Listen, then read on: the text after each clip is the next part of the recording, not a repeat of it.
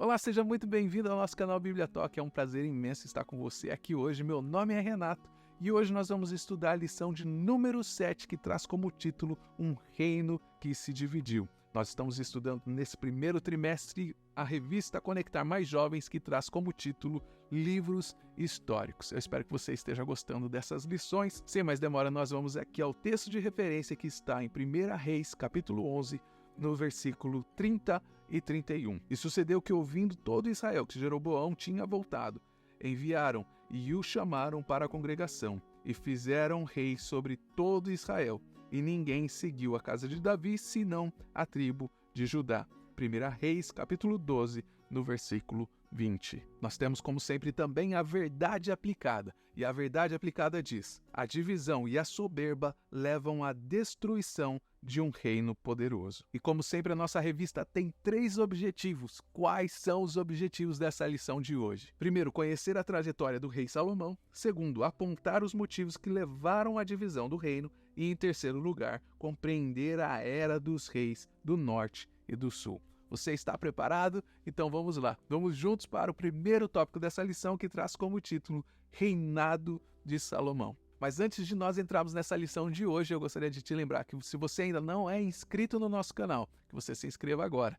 E se você ainda não curtiu esse vídeo, curta ele, compartilhe com seus amigos e deixe um comentário para ajudar, assim, no engajamento geral desse vídeo e dizer para essa plataforma que esse vídeo é de alguma forma relevante. E assim nós vamos ao primeiro tópico dessa lição de hoje, que traz como título O Reinado de Salomão. A vida do rei Salomão, ela é uma história de altos e baixos.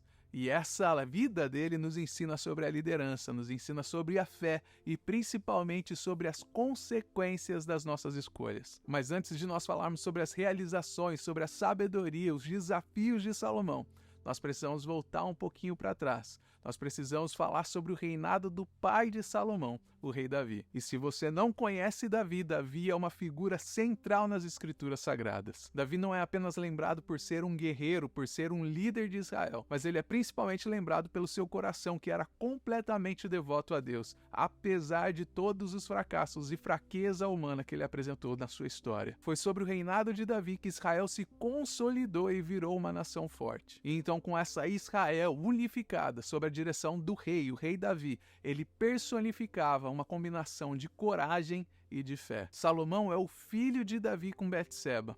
Ele superou a complexibilidade política da corte do rei Davi e se tornou o novo rei de Israel. E a chegada de Salomão ao poder, ao trono de Israel, ela não foi simplesmente porque ele era o herdeiro direto do trono. Na verdade, ele não ocupava a primeira posição ali na linha direta de sucessão ao trono. O que mostra que existiu sim uma intervenção circunstancial especial, porque apesar de Salomão não ser o príncipe herdeiro, ele se tornou o sucessor do rei Davi. E esse momento de transição ele foi crucial no contexto, porque ela reflete não apenas essa continuidade da linhagem davídica, mas ela também nos mostra um período de grande transformação para a nação de Israel. Porque foi sob a liderança de Salomão que Israel acabou alcançando novas alturas de prosperidade, novos níveis de sabedoria e de arquitetura que nunca tinham sido vistos antes. Salomão não apenas herdou um reino unificado do seu pai Davi, mas ele também elevou Israel a um patamar nunca antes visto, que era um patamar de referência e influência entre as outras nações. O reinado de Salomão ele é marcado por um crescimento sem precedentes na economia, no desenvolvimento da arte, da ciência e da diplomacia, que foi o que coroou esse período histórico de Israel. Dentre todas as realizações de Salomão, a construção do templo, que é mais conhecida como Templo de Salomão,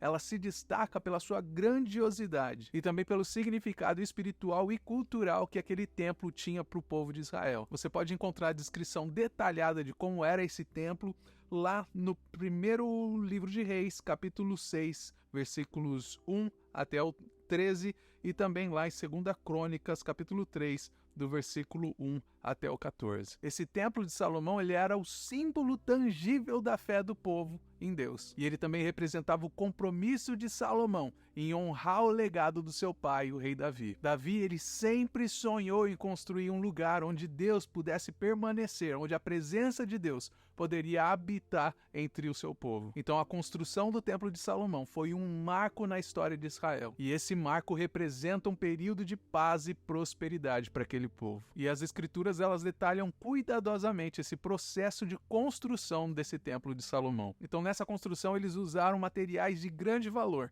Eles usaram o ouro, eles usaram a madeira de cedro do Líbano, eles usaram pedras talhadas e também fizeram uso de pedras preciosas. O local escolhido para a construção desse templo foi lá no Monte Moriá, que fica localizado na cidade de Jerusalém. E a escolha desse local não foi apenas pela sua beleza ou pelo seu valor, mas ela foi escolhida pelo seu significado histórico, porque ali se considera um lugar sagrado desde o tempo de Abraão. Então cada aspecto desse templo, desde o local mais importante, que era o Santo dos Santos, até a mínima decoração que tinha ali, foi projetada para refletir a santidade e a majestade de Deus. Um ponto muito interessante dessa construção do templo foi a ênfase que eles deram no silêncio durante o processo de construção. Em 1 Reis capítulo 6, no versículo 7, vai dizer que naquela construção foi utilizada pedras que já estavam prontas. As pedras eram levadas até o local da construção já preparadas. Então, durante essa construção do templo não se ouvia barulho de martelos, não tinha barulho de nenhuma ferramenta de ferro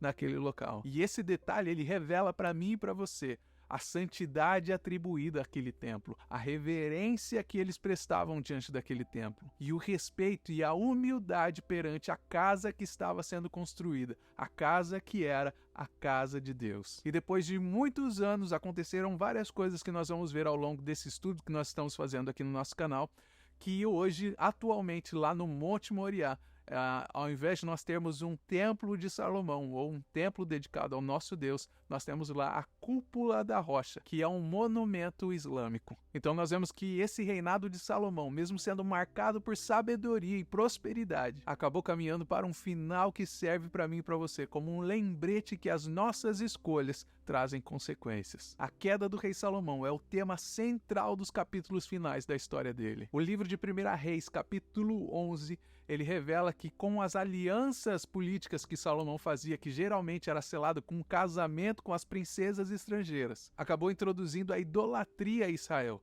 o que acabou afastando o rei e o seu povo do caminho de Deus. Então o reinado de Salomão é um convite para mim e para você, para refletir sobre essa história repleta de contrastes. Ela vai desde feitos maravilhosos até os erros mais terríveis. Por um lado, o legado de Salomão oferece para mim e para você um modelo de liderança e de sabedoria. E por outro lado, um aviso sobre o perigo da complacência espiritual e desse esfriamento, afastamento dos mandamentos de Deus. E isso serve para nos encorajar a buscar a sabedoria divina, mas ao mesmo tempo manter a nossa fé, a nossa integridade e reconhecer as consequências das nossas ações. E assim nós vamos ao segundo tópico dessa lição de hoje, que traz como título Monarquia Dividida. Nesse segundo tópico nós vamos falar sobre a monarquia de Israel. E essa história da monarquia dividida, ela acontece depois da morte, depois do reinado do rei Salomão. Como nós vimos no tópico anterior, o reinado de Salomão ele foi caracterizado por uma prosperidade sem precedentes.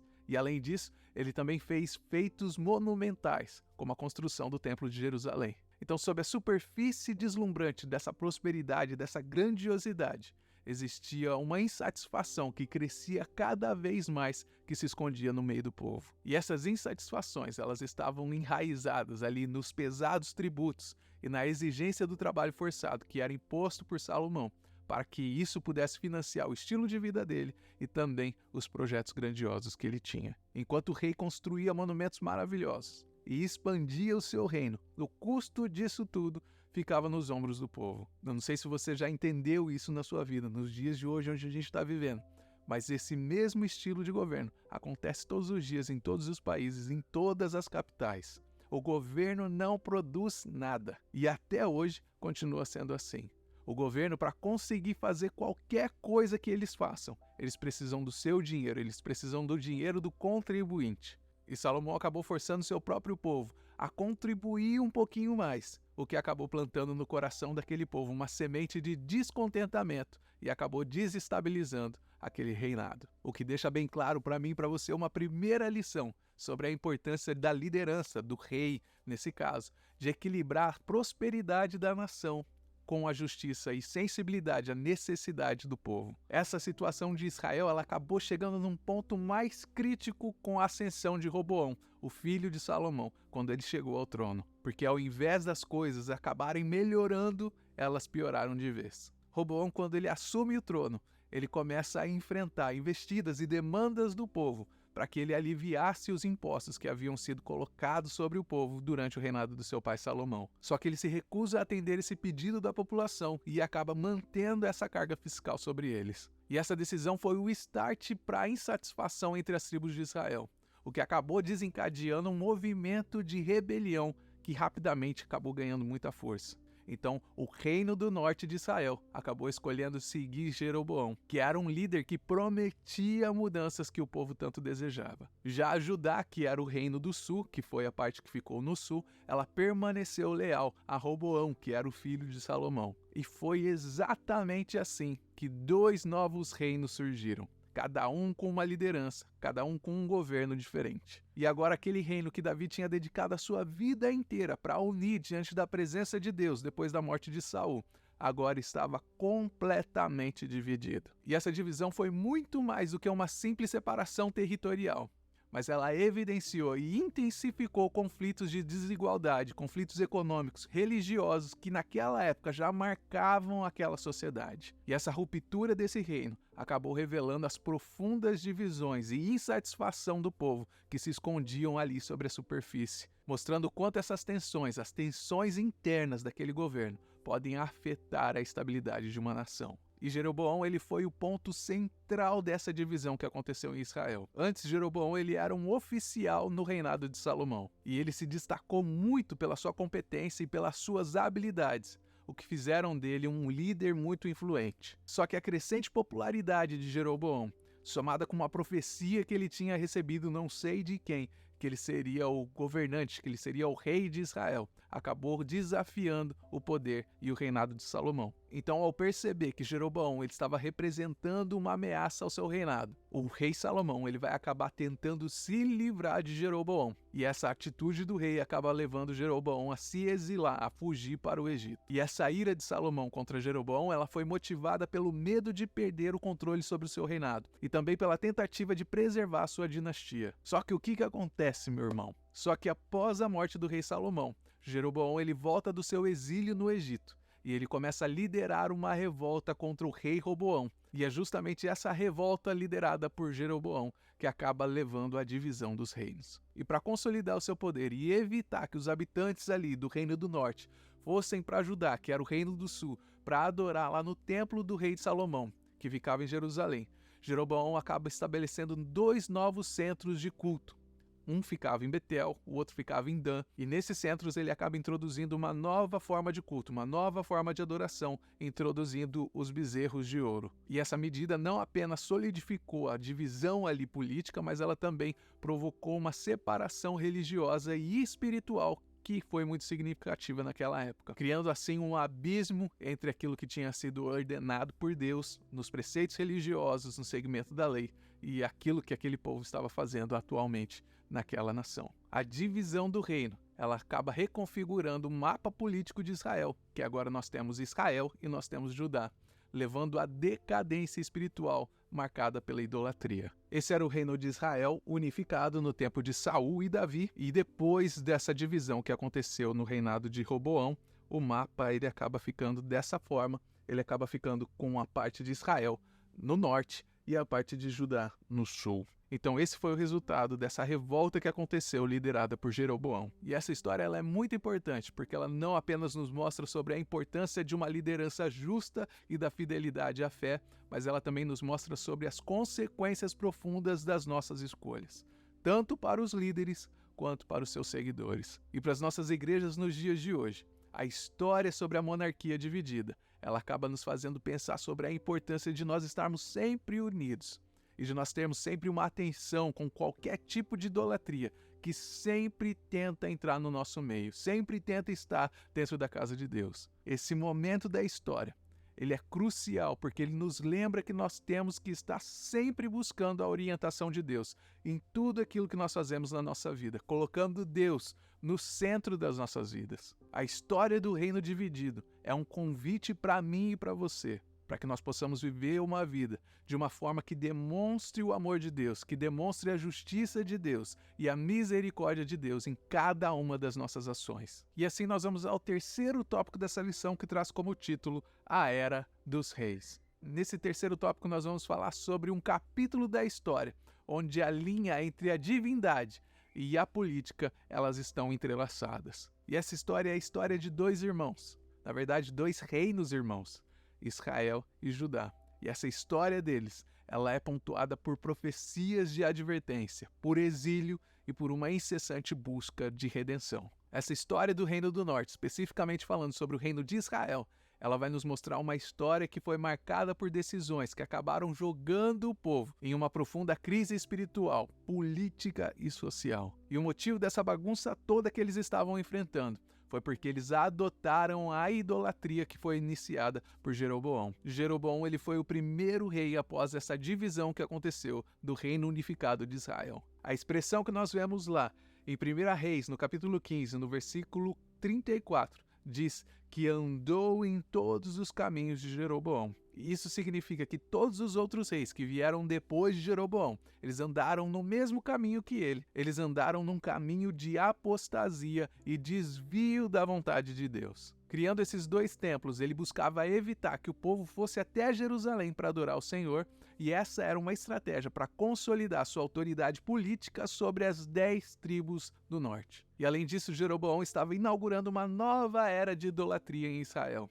E essa idolatria iria perdurar por todos os outros reis que iriam seguir essa idolatria fervorosamente. E com essa ação, Jeroboão ele não apenas desviou o povo de Deus da verdadeira adoração, mas ele também estabeleceu um precedente que era muito perigoso. E esse caminho de idolatria e desvio religioso, ele foi trilhado por quase todos os reis que vieram depois dele. E isso marcou profundamente a história de Israel e acaba selando o destino desse reino. E essa apostasia coletiva que acontece lá no Reino do Norte acaba levando a população a viver numa degradação social, moral e espiritual, o que acaba marcando aquela era como sendo uma era de injustiça e de corrupção. A idolatria coletiva daquele povo acaba levando o Reino do Norte ao exílio assírio em 722 a.C. E esse foi o resultado da crise que aquele reino estava enfrentando. Quando os assírios conquistam a capital de Samaria, eles então acabam juntando ali toda a população israelita e acabam deportando para outras regiões do Império Assírio. E esse evento não apenas acabou com o Reino do Norte, mas também dispersou todas as 10 tribos de Israel, o que acabou diluindo efetivamente a identidade coletiva daquele povo. E esse momento da história do Reino do Norte acaba materializando também as consequências e as advertências proféticas que aquele povo tinha recebido da parte de Deus. Essas profecias elas foram proferidas por vozes como de Elias, como de Amós e como de Oséias. E esses profetas, eles estavam agindo, profetizando no período antes de acontecer o exílio. Nós temos a história de Elias, que desafiou os profetas de Baal lá no Monte Carmelo. Nós vemos essa história lá em 1 Reis, no capítulo 18. E essa história de Elias, ela simbolizava a luta contra a idolatria que estava consumindo Israel. Nós vemos a história de Amós, que advertiu o povo sobre o juízo e a destruição que viria sobre Israel, por causa da injustiça e da exploração do povo. E esse juízo de Deus culminaria com a destruição e a dispersação do povo. E isso nós podemos conferir lá em Amós capítulo 5, no versículo 27. E por fim nós temos Oséias, que profetizou que por causa da infidelidade de Israel a Deus, isso levaria à ruína do reino e à perda da terra, como está escrito lá em Oséias capítulo 9, no versículo 3. Essa profecia ela foi muito dolorosa, porque ela mostrava com exatidão o destino que aguardava as 10 tribos de Israel após a conquista da Síria. Então cada um desses profetas, cada um do seu jeito, cada um da sua maneira, eles enfatizaram que o afastamento dos caminhos de Deus não trariam apenas uma ruína espiritual, mas teriam consequências terrenas, como a destruição daquele povo. As terras do norte, depois que o povo israelita foi levado para o cativeiro, acabou sendo repovoada pelo povo assírio. E essa repovoação acaba dando origem ao povo samaritano. E isso acabou mudando para sempre a composição étnica e espiritual daquela região. O Reino do Norte acabou tendo 19 reis, desde Jeroboão até 722 a.C., quando eles caíram na mão dos assírios. E como é que será que era a história lá no Reino do Sul? Como que será que era a história? Como que ficou a história no Reino de Judá? No Reino do Sul, em Judá, os descendentes de Davi, eles acabam se mantendo no poder, no trono, até o momento que eles chegam também a ser exilados. Diferentemente do Reino do Norte, o Reino do Sul, ele testemunhou alguns momentos de fidelidade a Deus, como o caso que aconteceu no reinado de Ezequiel e no reinado de Josias. Esses dois reis, eles se esforçavam para purificar o culto a Deus, e eles tentavam seguir os mandamentos de Deus. Só que a trajetória de Judá, ela também foi marcada por falhas e apostasia espiritual, o que resultou também num período de idolatria e de desobediência. Os profetas acabam desempenhando um papel fundamental em Judá. Eles acabam servindo como mensageiros de Deus. Para quê? Para advertir o povo, para trazer o povo ao arrependimento e guiar não apenas o povo, mas os seus líderes. Só que apesar de todos esses avisos, apesar de todos esses profetas, Judá frequentemente caía na infidelidade. E essas recaídas acabou levando ao cativeiro babilônico que aconteceu em 586 a.C. E o que me chama a atenção é que mesmo depois da queda do Reino do Norte, o Reino do Sul, o Reino de Judá, ele continuou em pé por mais 200 anos até eles serem derrubados. Essa conquista por Nabucodonosor, a destruição de Jerusalém, a destruição do templo e o exílio da população de Judá acaba representando o juízo de Deus sobre aquela nação por causa do seu pecado, pela sua persistência na desobediência. O Reino do Sul teve 20 reis, começando com Roboão, que era filho de Salomão, até Zedequias, que foi o último rei quando Jerusalém foi destruída pelos babilônicos em 586 a.C. Além desses 20 reis, é mencionado na história também o nome de Atália, que usurpou o trono de Judá por 6 anos, e não existe nenhuma prova que esse nome tenha feito parte da lista oficial dos reis davídicos. Aqui nós temos a foto do reino unificado no tempo de Davi e de Salomão, onde eles expandiram o território. Depois nós temos aqui o mapa das 12 tribos, de como era a divisão das 12 tribos. Aqui nós temos a divisão dos dois reinos, como ficou o mapa depois da divisão do Reino do Norte e do Reino do Sul. Eles acabaram perdendo um pouco o território que eles tinham. E depois do exílio assírio, nós vemos que o Reino do Norte ele deixa de existir e então subsiste apenas o Reino de Judá. E aqui está o mapa atual dos dias de hoje de Israel, de como eles reconquistaram todo o território. Mas esse assunto da reconquista desse território é assunto para um outro vídeo. É muito interessante dizer que tanto para o Reino do Sul quanto para o Reino do Norte, os dois enfrentaram os mesmos desafios com a idolatria. Os dois caíram no mesmo erro de desobediência e de apostasia, o que acabou culminando com o exílio desses dois reinos. Nós vemos que o exílio assírio acabou destruindo o Reino do Norte, o que levou à dispersão das tribos